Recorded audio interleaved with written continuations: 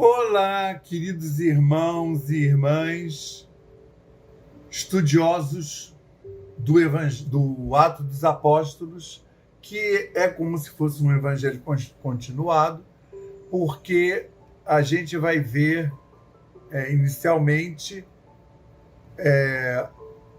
o mesmo tipo de apostolado do Cristo, só que agora os homens fazendo. Então, para nós que somos espíritas, é muito interessante porque o Cristo era um espírito crístico. Então ele ia andando e as coisas iam acontecendo, né? Porque estava todo mundo dentro da psicosfera dele, né? Da imantação, e as coisas não acontecia nada que não fosse para acontecer, né? Nada, eu não digo porque tem o livre-arbítrio dos homens que estavam ali em volta, mas como tinha a imantação dele, por exemplo, ele caminhou a pé, né, durante 3 anos ali pela Judéia, né, toda aquela região ali, em volta de Jerusalém e Galiléia, e alguém naquelas estradas, de noite ficavam, não tinha luz artificial, né? Aliás, nem ninguém caminhava de noite na estrada.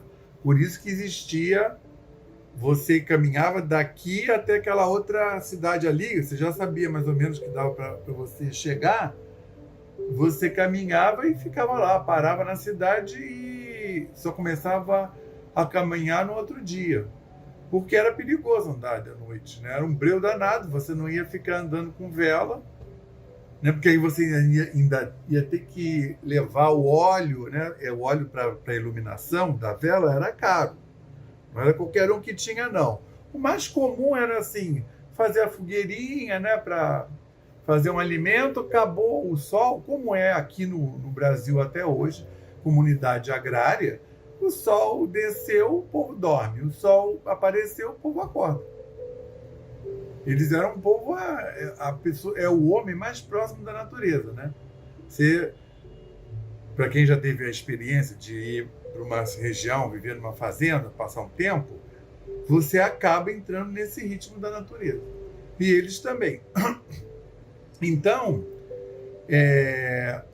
no Ato dos Apóstolos, o povo vai andar a pé também, e também poderia ter sido morto, porque aí Jesus andava lá aquela região e poderia ter chegado alguém e ter matado ele. Ele não tinha guarda, ele não tinha arma, né? Era facílimo ter eliminado Jesus até sem crucificação, se fosse assim ao Deus dará, né? Então, o que tem de diferente, então, nos evangelhos era Jesus Cristo, o Espírito Crístico. Agora são os homens. Somos nós. Nós somos os apóstolos, nós estamos na posição dos apóstolos modernos, só que imbuídos do Espírito Santo, tá? E aí a gente vai ver como foi mais difícil para eles, porque nem cristianismo tinha. Então, no capítulo passado, o que aconteceu? O Paulo, o Pedro e o João, uma dupla poderosa, né? Pedro, que é a pedra, né, onde a igreja será fundada, e João, que é o que vai fazer a igreja no astral, né? O Pedro como figura que bota ali a cara, e o João como a figura que está com Maria, fazendo essa ambiência, sendo a antena do Cristo na Terra. Vamos lembrar que será o último apóstolo a desencarnar e o único que não vai sofrer flagelo, né? Ele vai ver a passagem de Maria, né? Vai assistir Maria até os seus últimos dias, e ele mesmo vai terminar quase que o primeiro século do cristianismo, né? Ele quase chega, quase vira. Então, é um espírito condutor também, né? Cada um na sua frente de trabalho.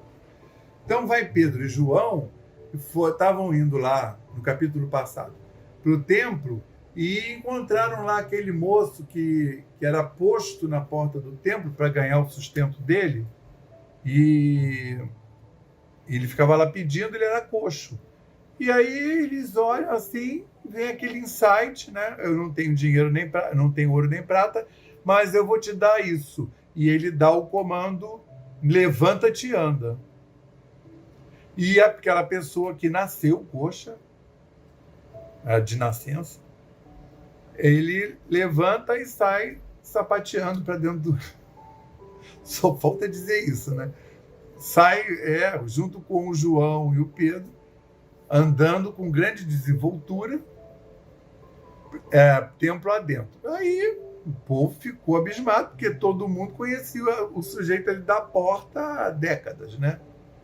E aí chamou a atenção. Aí acabou lá o outro capítulo com o povo abismado em volta deles e falando, mas o que devemos fazer, né? E aí eles falando, se converter, se arrepender, né? Lá nas palavras deles da época, se arrepender e se converter. E aí, o que aconteceu? Eles começaram então a pregar. Aproveita já que o povo está, né? Porque o milagre é só para chamar o povo, né? Aí eles começam a pregar o Cristo. Que se é Atos dos Apóstolos, o Cristo já está morto. Então, enquanto eu vou dar uma lidinha só nesses 5 primeiros versículos. Enquanto Pedro e João falavam ao povo, chegaram os sacerdotes, o capitão da guarda do templo e os saduceus. Eles estavam muito perturbados porque os apóstolos estavam ensinando ao povo e proclamando em Jesus a ressurreição dos mortos. Quer dizer, eles já pregaram Jesus na cruz e ainda não estão convencidos. Agarraram Pedro e João e, como já estava anoitecendo, os colocaram na prisão até o dia seguinte. Mas muitos dos que tinham ouvido a mensagem creram, chegando o número dos homens que creram a perto de 5.000. Está vendo? Perto de 5.000. Então, o que a gente tem aí de estranhamento? Os saduceus são uma das correntes judaicas. Então, quando a gente fala assim, os judeus, mesmo no dia de hoje, os dias de hoje até mais, eu acho. Os judeus, assim, mas não é um monobloco. Os judeus é tudo a mesma coisa. Tem várias correntes de judaísmo. E aqui está falando dos saduceus. Os saduceus eram aquela casta, né? Não é casta porque não está na Índia, né? Mas ao mesmo tempo né?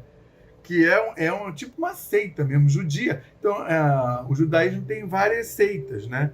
Então eram pessoas assim, bem nascidas, ligadas à classe econômica, entendeu?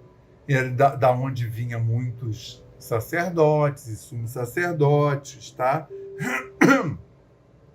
Eles vão ter, como vêm de famílias boas, tem muita gente enfiada em administração, tá? Em poder, tá? Então aqui fala, chegaram os sacerdotes, sumos sacerdotes, aí você pode botar os fariseus, estavam lá, só que os fariseus, alguns também ascendiam a sacerdote, só que o fariseu era mais conhecido como o observante às leis.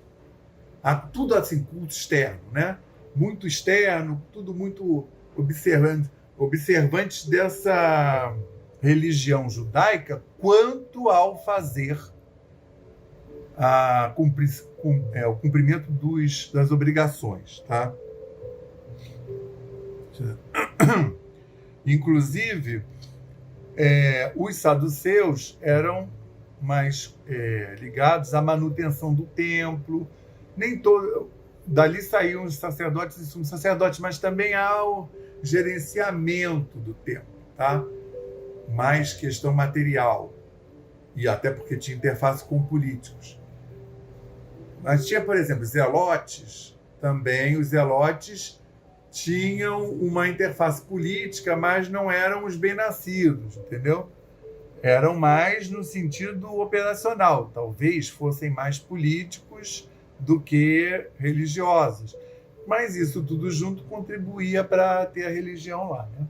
E aí eles viram lá o cara pregando lá, eles, né, o Pedro e o João pregando, eles deram uma enquadrada.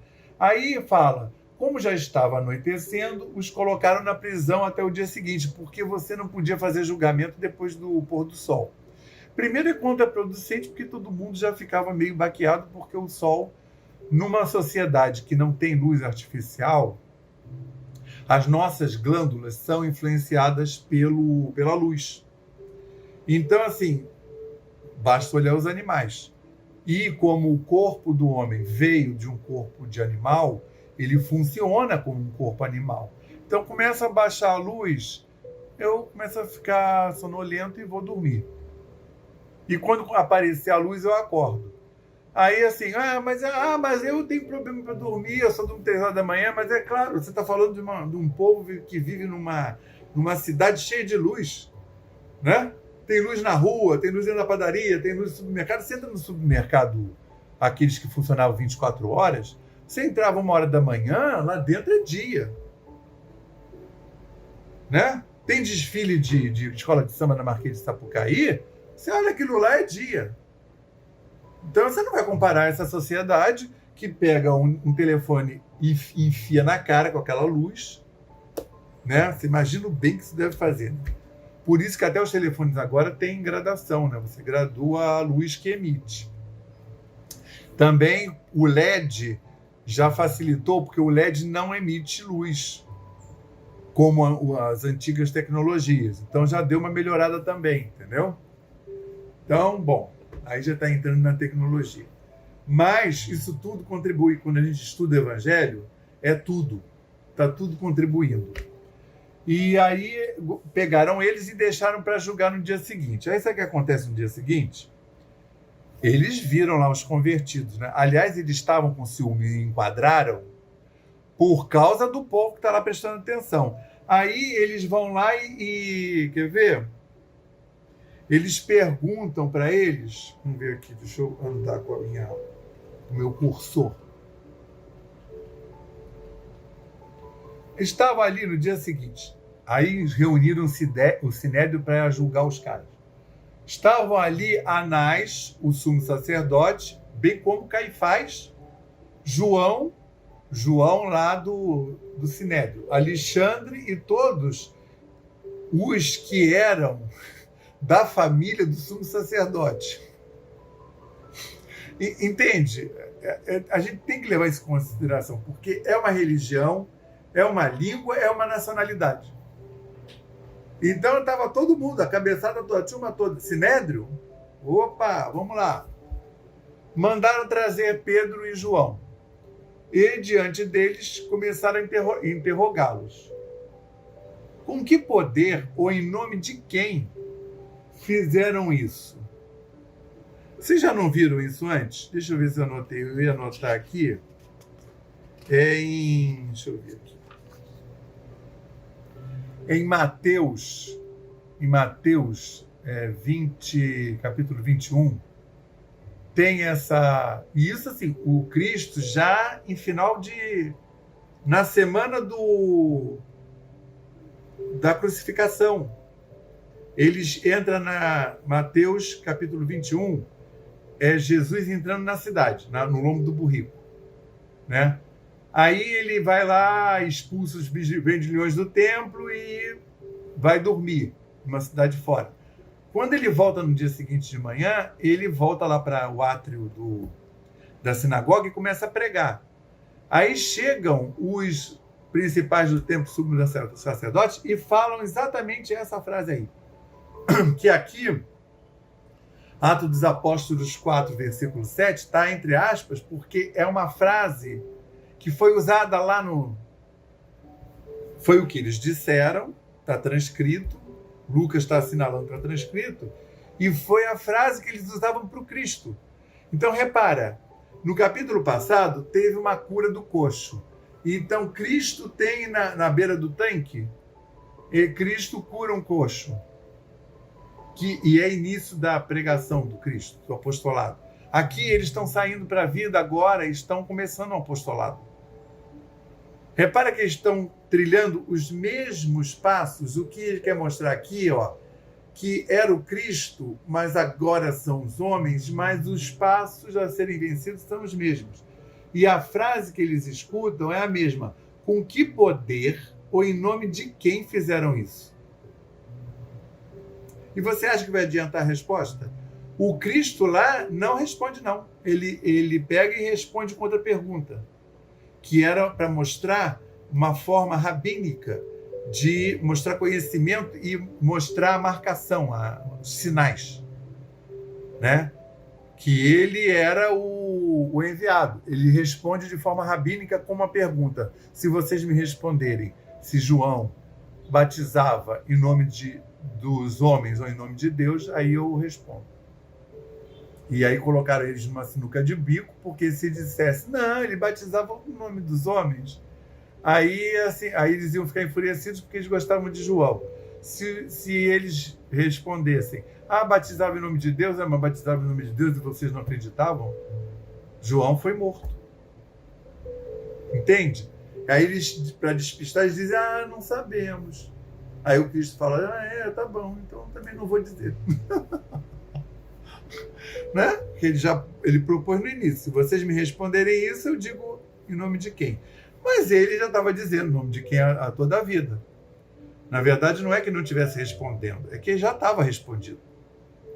Só que aqui eles estão começando o apostolado. Então aqui eles dizem em nome de quem.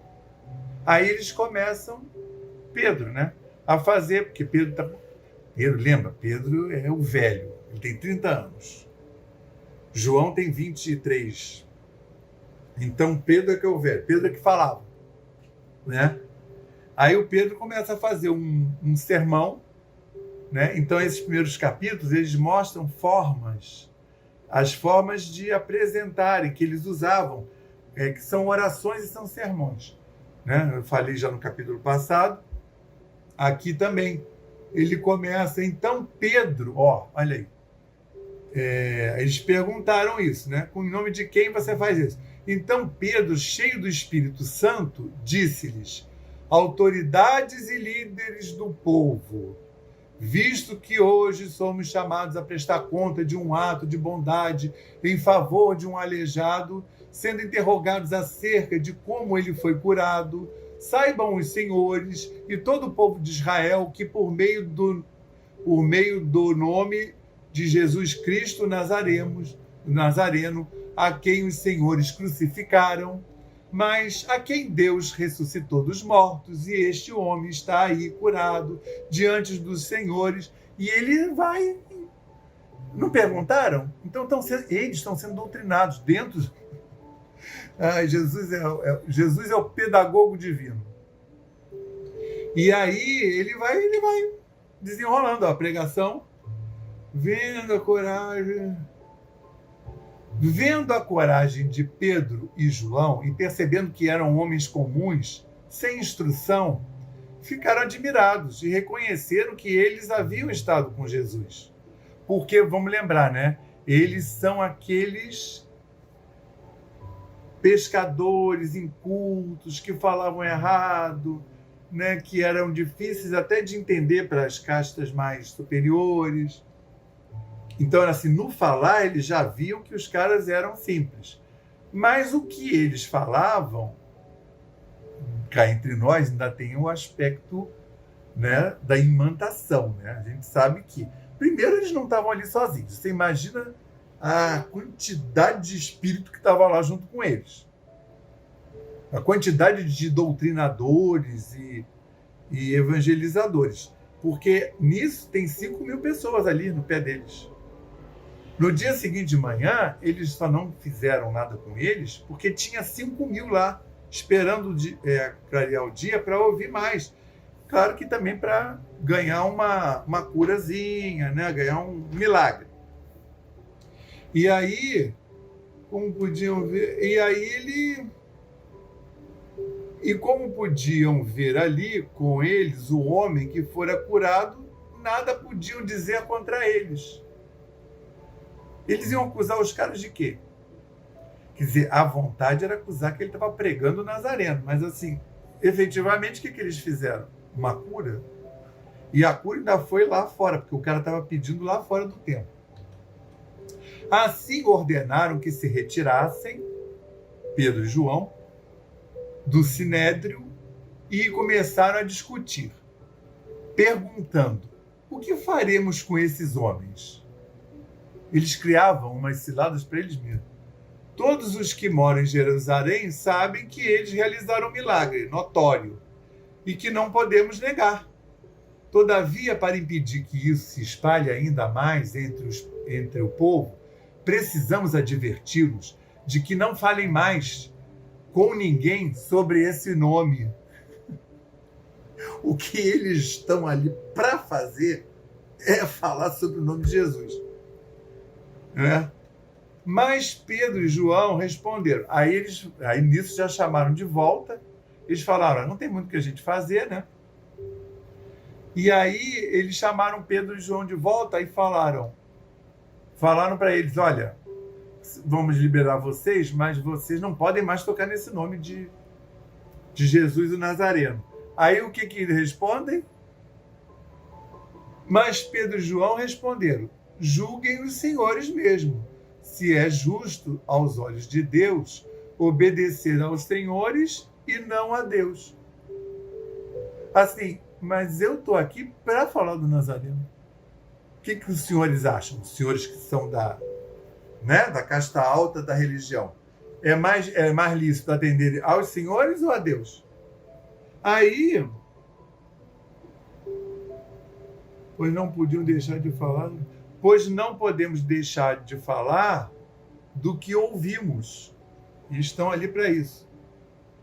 Depois de mais ameaças, os sacerdotes, eles os deixaram ir.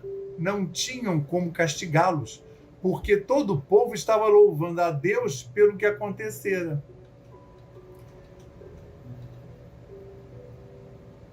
Aí, pois o homem que fora curado milagrosamente tinha mais de 40 anos de idade. O que ele está dizendo aí com esse nome, com esse número? O homem tinha mais de 40 anos. Na verdade, a prova dele, o resgate, já havia... Não a prova, aí que está, né? O resgate dele, a expiação já havia sido feita. Ele nasceu coxo. Ele nasceu coxo. O resgate material dele já havia feito. Eles chegaram lá e deram aquele toque de mestre. Na Índia está todo mundo lá assim, lá no ashram, ali sentado, e aí o mestre vai passeando ali no meio do povo, né, fazendo a meditação, e de vez em quando ele dá um peteleco aqui no chakra frontal, tá? E aí o pessoal fala o toque de mestre. Pois é, tem isso sim, que é assim, você já tem o conhecimento, mas está faltando as coisas se encaixarem. Esse homem estava lá na porta, todo dia, inclusive ele nem fazia nada, né? Todo dia vinham e colocavam ele lá. E ele ficava. Mas na verdade ele tinha 40 anos, ele já havia vencido essa prova. Entende? Já o laudo tanque de Siloé, que Jesus cura, ele tinha 38, diz lá no texto, tinha 38 anos. O que está te dizendo? Lá foi um milagre de Jesus. Jesus usou ele justamente para fazer um ensinamento, porque ele cura no dia de sábado, o pessoal não sabe quem ele é ainda, e ele vai lá para o homem que sai curado, que ele também fala, levanta-te, anda, ainda leva a cama dele, ele vai lá para dentro da sinagoga e diz, aqui, ó, e todo mundo conhecia a peça também, e a primeira coisa que eles fazem não é assim, meu Deus, quem é que te curou, né? Esse homem deve ter poderes. Não, quem te curou? Mas era para enquadrar eles, coisa de fariseu, né? Porque não podia curar no dia de sábado. Entende o lance do farisaísmo? Não importa se você está fazendo bem, mas não pode fazer no dia de sábado. Dia de sábado é para não fazer nada, nem o bem. E aqui eles foram soltos, né? Quando foram soltos, Pedro e João voltaram para os seus e contaram tudo o que os chefes dos sacerdotes e os líderes religiosos lhes tinham dito. Ouvindo isso, levantaram juntos a voz a Deus, voltou lá para a comunidade do caminho, dizendo: Ó soberano, tu fizestes o céu e a terra, o mar e tudo que há neles. E aí eles voltaram para a comunidade e disseram: cara, tá dando certo, a gente acabou de curar um coxo. Aí eles voltaram e falaram, e eles ficaram contentes, assim, nossa, nós fomos presos, ou seja, a gente está fazendo mesmo, cumprindo a nossa tarefa, né? Não é uma coisa morninha. Nós fomos presos e interrogados pelo Sinédrio, né? E aí eles contaram lá. E aí a comunidade faz uma oração, é linda. Aconselho a lerem. Aí eles fazem uma oração, agradecendo a Deus. Deixa eu andar aqui. Senhor, contra o seu ungido. Aí a oração chama, né, vários acontecimentos, rememora Pôncio Pilatos, Herodes, Pôncio Pilatos, agora o Senhor considera a aliança. Maravilhas. Depois, aí, 30. Aí vem o fechamento desse capítulo, que eu considero bonito, lindíssimo, porque mostra como a comunidade funcionava. Depois de orarem, tremeu o lugar em que estavam reunidos. Todos ficaram cheios do Espírito Santo e anunciavam corajosamente a palavra de Deus. Da multidão dos que creram, uma era a mente e o coração. Ninguém considerava unicamente sua coisa alguma que possuísse, mas compartilhava tudo o que tinha.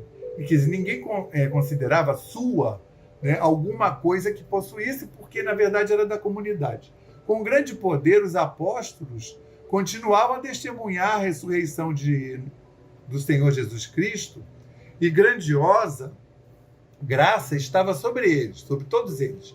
Não havia pessoas necessitadas entre eles, pois os que possuíam terras ou casas as vendiam, traziam dinheiro da venda e colocavam aos pés dos apóstolos. Os que distribuíam, os apóstolos o distribuíam segundo a necessidade de cada um. José, um levita de Chipre, a quem os apóstolos deram o nome de Barnabé, que significa encorajador, vendeu um campo que possuía, trouxe o dinheiro e colocou aos pés dos apóstolos. Então, mostrando que essa primeira comunidade cristã, que não tem ainda esse nome, que nem tem esse conceito, eles viviam em comunidade. As coisas não eram de uma pessoa, eram da comunidade. Então, inclusive, pessoas trabalhavam. Muitas pessoas saíam, trabalhavam para manter. Mas isso não foi inventado agora, não. Na época que Jesus andava lá, aqueles quilômetros todos, com aquele povo todo atrás, é citado nos evangelhos que as mulheres, entendeu? E aqui no capítulo 1 também citaram que as mulheres que contribuíam com o trabalho e com o serviço, e os homens também, para que essa comunidade funcionasse e tivesse a manutenção. É claro que eles estavam com Cristo, que poderia multiplicar pão a qualquer hora, né? A fazer aparecer água.